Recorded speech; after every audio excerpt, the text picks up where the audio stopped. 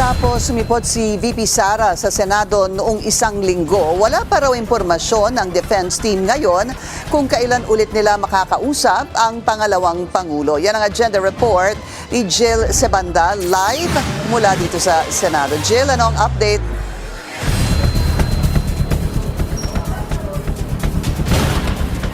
Pinky, ikalawang linggo na nga ng impeachment trial ni Vice President Sara Duterte at nililinaw ng kanyang depensa na wala pa rin daw silang naitakdang pagpupulong o pag-uusap pahinggil sa impeachment trial ng pangalawang Pangulo.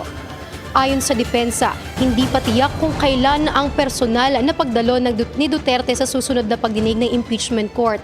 Gayunman, hindi nila isinasantabi ang posibilidad na maghaharap sila o magharap ang vice-presidente sa mga darating na araw. Wala pa naman kaming nakaset na meeting with her as far as the defense team is concerned. But of course, I wouldn't discount the possibility kung sakaling dumalo siya sa trial.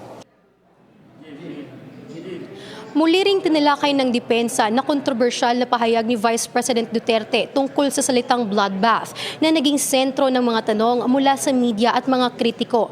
Anila, hindi ito naglalaman ng anumang banta laban sa sinuman. Sa halip, tinutukoy lamang ng Vice Presidente ang sarili niyang pagdurusa at pagiging sentro ng impeachment proceedings.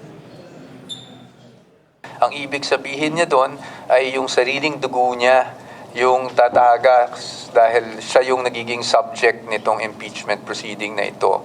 And that was clarified further when last week pumunta siya dito na sinabi niya she will be bludgeoned, hindi ba? So what she meant was bloodbath was actually herself. Ayon sa defense team, biktima lang ng mali o magkaibang interpretasyon ang nasabing pahayag at nilinaw na rin daw ito aniya ng pangalawang Pangulo sa publiko.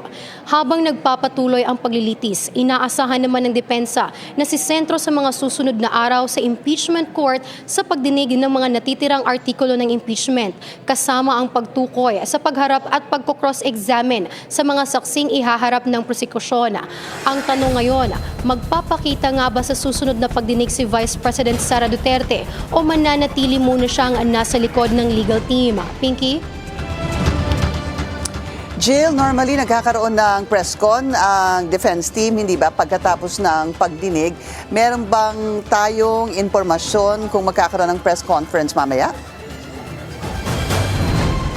Pinky, nauna nang nabanggit ni Attorney Michael Poa na hindi na daw muna sila maglulunsad or magdadaos ng press conference pagkatapos nga ng impeachment trial proceedings dahil meron daw silang importanteng meeting at hindi ito binanggit ni Attorney Poa kung sino yung kanyang ka-meeting. Ngunit sabi niya naman ay babawi daw siya bukas bago magsimula ang impeachment trial sa ikalawang araw nitong linggo. Pinky? Maraming salamat, Jill Sebanda, nag-uulat ng live mula rin dito sa Senado.